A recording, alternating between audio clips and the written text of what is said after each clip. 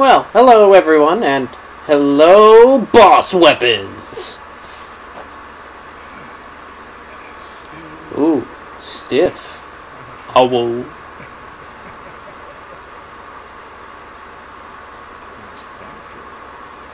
Oh, sure thing, sugar lips. I like his Japanese name better. Strizzo! Yeah, I'll let him speak for a bit.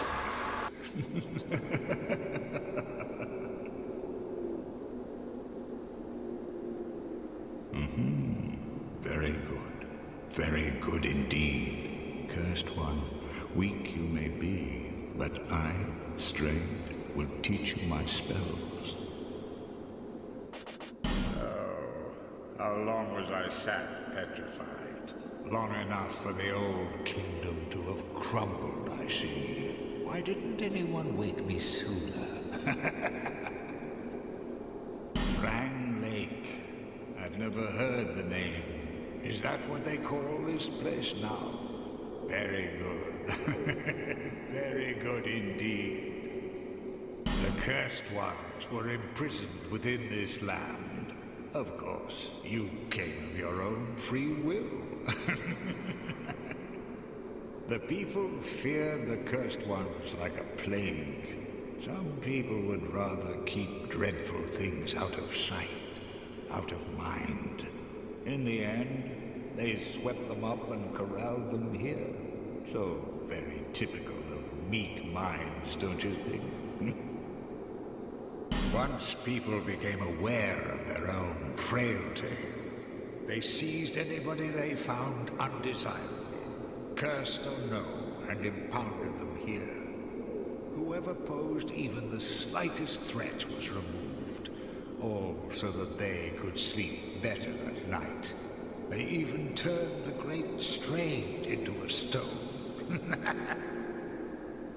Many kingdoms rose and fell on this tract of earth. Mine was by no means the first. Anything that has a beginning also has an end. No flame, however brilliant, does not one day splutter and fade. But then, from the ashes, the flame reignites, and a new kingdom is born, sporting a new face. It is all a curse. And it is your cursed flesh that will inherit the flame.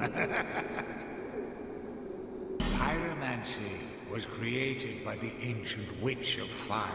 She harnessed the power of flame and melded it into pyromancy.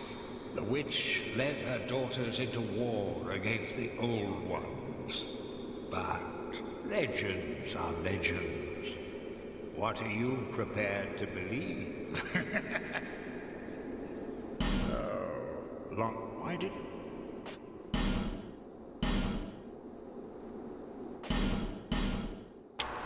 Okay, hi again everyone. Combo here. And, well, as you heard from Strayed, he's from a time that isn't Drenlaic, or the First Fire, and he implies about something that's known throughout the Souls lore if you start digging into things a bit more. The grand cycle of things. Each part of the Age of Fire requires someone to rekindle the first flame, and apparently that's happened a few times. So Dark Souls 2 is not directly after. It's somewhere in between Dark Souls 1 and 3, which is of course an obvious thing to say. Now, a note about the layout is these exploding boys that are really annoying. Yeah, I made a mistake of, hesitating just now, and that'll probably nearly kill me. Yeah, very nearly. Very, very nearly. I also cut out of the footage here me killing all of these explodey boys near Stray 20 times so they wouldn't spawn. They are all around him, and it's just a bad time if they exist, so I recommend just despawning them as soon as you can. It'll fetch you a hefty amount of souls too. Now, what I do like, and it is kind of cute as a carryover, I love that in all of the Souls games, the starting weapons in the iconic Elite Knight set is available in all games. It's always supposed to be the most optimal, and it's the sexiest armor set, but it's not always so. It's not always the best idea, but fashion-wise, yes, it is. It does kind of bring up some of the sound design choices I find fascinating about this game, because Dark Souls 3 does it in a slightly quieter way. Dark Souls 1 did it also in a slightly more bereft way. In Dark Souls 3, the sound design is, I want to say, obnoxious. It's really obvious that it's a Japanese game, because the moment you walk in grass, the grass is loud. When you go through the water is loud. You wear plate armor with chainmail, you will jingle jangle every goddamn where you go. Normally, if you're wearing, like, maybe just hard leather or anything cloth, you don't really hear all that much. As a mage, when I played this through the first time, I was like, ooh, I'm a silent boy. And as you can see, I changed back so I could have that Drang Leg shield. Now, this is the area just before the first major great old one for me to kill.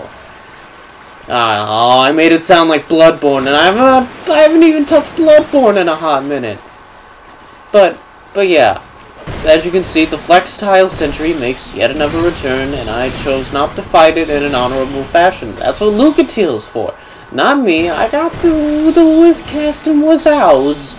And so that's what I was doing.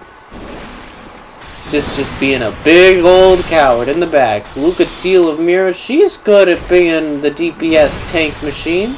I mean, I'll hit harder than her, but I could also be hit hard, and then I'd have to start all over. And we don't want that. Oh, yep. And then I made the mistake of chasing him into the water when I thought I was going to be brave, and then I got completely smashed. This is a bad time. But luckily, Lucatiel took care of that for me. Really hated this area, but you have to do something that makes it. You have to do a slight puzzle. It's very implicit. You don't really need it to succeed, but it would help. Is you light a torch, light some sconces, and that will be the theme today of this video. Light something on fire. Straits said, I'm sorry, I keep on thinking he's a JoJo character. Strayed says, hey, the great cycle, you know, the undead, they inherited the curse of hollowing. So kindle that flame, my dude. And so he alludes to the idea of lighting things up, which is always the option. You could either kindle the flame or not. They've had that option since Dark Souls 1. That continues to be a thing, although in this game the ending is somewhat ambiguous. It's not all that spelt out, to be completely honest. But I'll talk more about that when we get closer.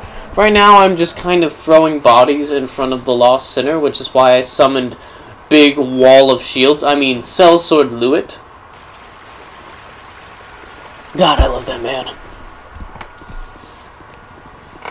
But, well, oh God, where to start on this? I find this area to actually be an oh, look at this man. He's really pretty, but he just decided to block me in, and it was kind of cute for a hot moment, and then it wasn't anymore. But essentially, if we go by roles, I love that Lucatiel's just like, oh, remember those high knights? This is the worst kind. I'ma fight him. And then I took care of it.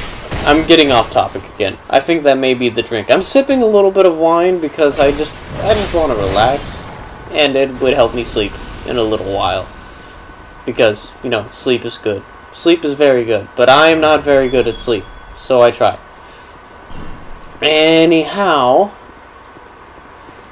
the area ahead of us is the big boss room.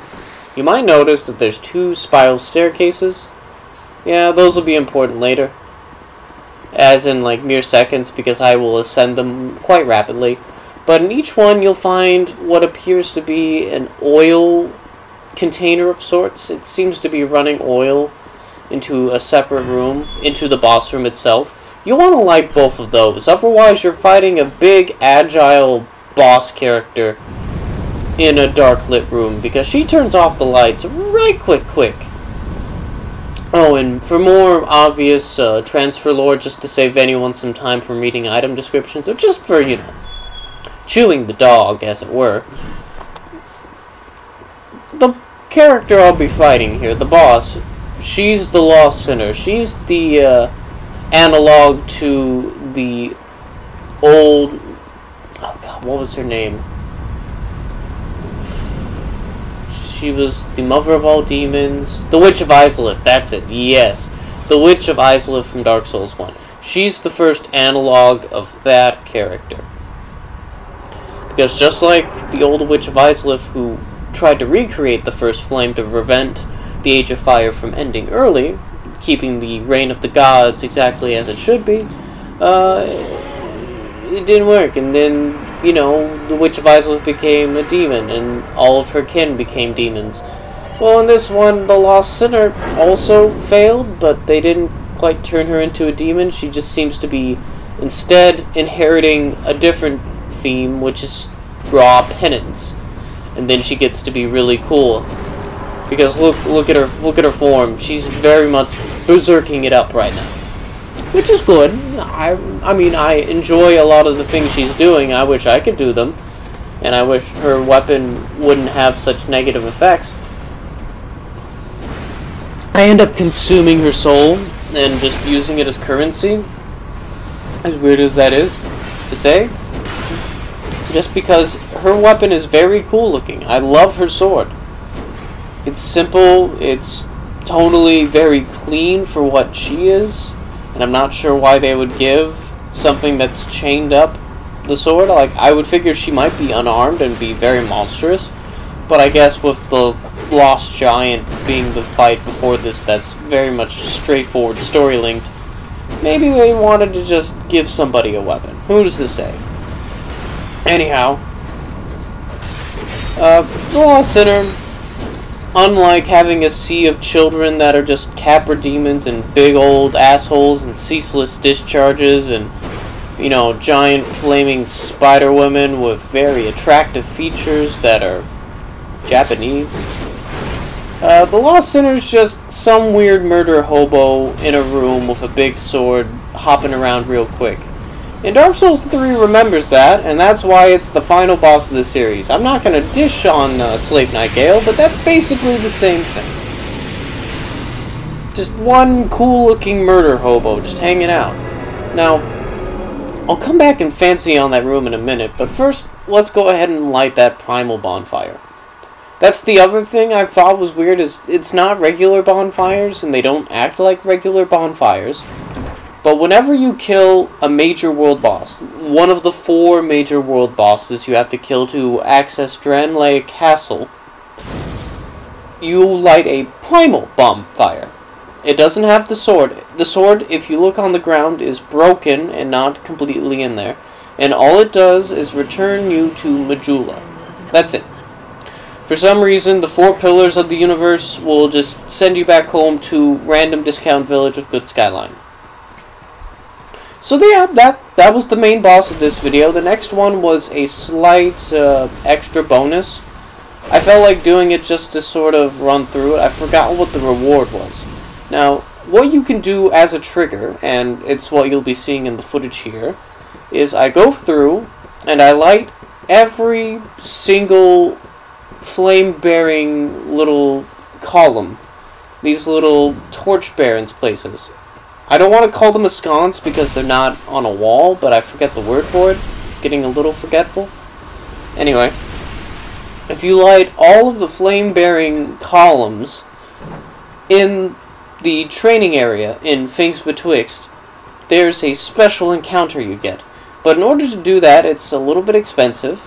I did spend 1 fragmented branch of yore to do it. I think I can still buy 1 more. I didn't buy one from Malenka yet, so I might do that a little bit later after grinding again off screen. But at the point of this video, I think I'm around 93 or 94. I had just set my adaptability to 26, so I had the most mid-max optimal amounts of iframes, and I was pleased with that. And then I upped my dexterity to about 24, 25 as well. This way I could wield Ricard's rapier, but you're not going to see me use it in the video. It's primarily my secondary, but even then I don't have a bolt stone yet. I prefer infusing it with electricity, but I might actually switch that to magic or intelligence-based things, since I've been running with the High Knight Sword for so long. It's honestly carrying me quite a bit. And hey look, basilisks, haven't seen those guys in a hot minute, eh? Those weird booby-headed weirdos. Now look at this D&D turn of events right here. The tree takes forever to fall down, and then I go and I start doing a casting war with this archer. It literally takes me all 3 of those casts for that basilisk to get halfway across, and I'm like, oh, well, my turn in combat's still going, and then I just keep casting into that wall even, fuck 'em up. And then I relit the torch because that's the goal. That's what we want to do. Now, one thing that's important, and I discovered this while I was running around with a torch earlier, is if you need a projectile and you're somebody who likes to fight ranged, like a pseudocaster such as me who is called I am, you can quick select, you can still throw knives and things and wield a torch. It's your weapon dominant hand that actually goes through and whips those bad boys out, so I recommend doing that. I do that from time to time. And then there was an Estus Flask shard. That's really helpful. That's when I have the not quite dragon Irish lady who happens to be my level uppy friend. You know, she'll take care of it for me.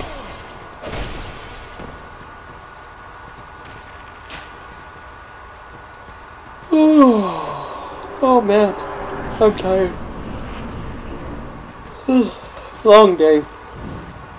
Look at these just murder hobos hanging out. I always get astonished when they don't get one-shot by things, when I just, you know, cast at them a little bit, but I've min-maxed it as far as my intelligence stats. I'm not a particularly gifted wizard.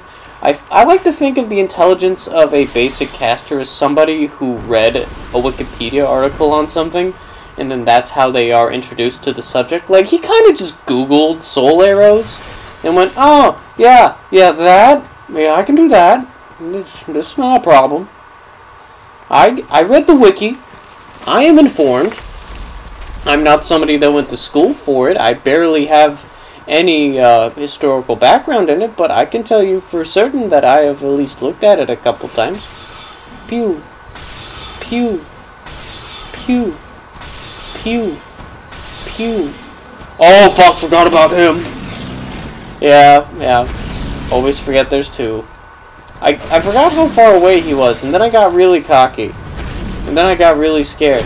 Not right here, but right here. That's where things got scary. And thus, we began the coward's route. Run away, drink your Sunny D, go again. Or, from a distance, as one is wont to do, start casting. Because wizards. You see that little half truffle shuffle he was doing there? I love that. Whenever the enemies start doing that weird, I don't know where to go, so I'm going to do my little pee-pee dance a little bit, because they went a little bit out of their programmed areas in this game. It always tickles the crap out of me. Just because the people who designed the monsters and the various creatures in Dark Souls 2 did not care if that monster looked really stupid when it was moving around. Like, look at that ass toss. I always love it. It's so good. You know what I don't love, though? Having to kill the pursuer. Again. Which is why we're just gonna make it quick. Whoop. Slam. Slam. Whoop. Oh. Yike. Slam. Oh. Whoop. Slam. Slam. No. Uh-oh. Woo. Slam. Slam. slam. Boom. Really? Two-hand, slam, slam, kablam. And that's the Pursuer once again. I mean, this thing's kind of cute. I do enjoy why they put it in there, but if you want to give your players the option to change their gender on the fly, why not just let them do it? It's sort of like in Bloodborne. In Bloodborne, there's no way to edit your appearance at all once you start the game. And I found that to be one of the biggest problems. I love Bloodborne for its Diablo-esque RNG-generated dungeons and its broken-ass ability to just pull things out of its ass. Just the sheer RNG of Bloodborne's high-level dungeons or cursed dungeons that are super broken and shouldn't be played. Just because statistic things make it bad. I love it though. Bloodborne is something I do like it. To this day, because of glitches, it is the only From Software title I personally have platinumed. I really like it. Bloodborne's my shit. I enjoy it. It's fun. There's two games that I've over-leveled my character quite a bit in as far as the Souls games, and it's 3 and it's Bloodborne. In Dark Souls 3, I have a character that's in his 400s, and in Bloodborne, I have a character that's about 320-something. I like them. They're good. And Dark Souls 2 is the first Soul game I've played, and that's why I'm kind of replaying it. I miss some of the nostalgia of rough and tumble Souls, but I also like something that plays better than the first one. Tried the remaster. It's just, you know, I was exposed to all the wrong things in all of the wrong orders. I should never have played 2, 3, and Bloodborne before playing Dark Souls 1. It feels very different. I appreciate the antiquity of it. I appreciate the style and everything it's brought to it. But compared to the things that came after it, I'm really happy this series took off the way it did. Because, god, that clunky, non-multi-directional rolling shit. Only being able to roll in 4 directions hurts me dearly. It broke me. But as far as moving on past that, yeah, I like the way things have gone. For the longest time, whenever I encountered looking at this Phantom, I always thought it was a alternate version of me, just because it seemed like it had a similar armor set and everything, but it's really just supposed to be another chosen undead. That's not a chosen undead. I kind of am, but am not. And they hit like a fucking truck. As you can see, if she swung a 3rd time, that would have killed me.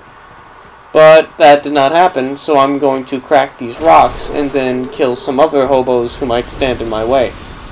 The thing is, while she hits really hard, and I'm assuming it's a she, I think it's a she, I also hit quite hard. Pretty sure I just two-handed and knock it out of the park. Nope, just one-handed and gone. But yeah, that's a random special. I think it's not quite a handmaiden, or possibly another hollow representation of the player. I'm not certain. I'd have to look at the book. I was gifted the Dark Souls 2 written guide, which is permanently not quite all that useful to me, considering it doesn't cover Scholar or the DLCs, so it's kind of outdated and wrong. But it also gives me names of creatures and things to talk about. I actually should break that shit out more. Good idea, me. Way to go. Anyway, that's the video. Like if you can, please. Statistically, if I say that, you might. And thank you for your time. Enjoy!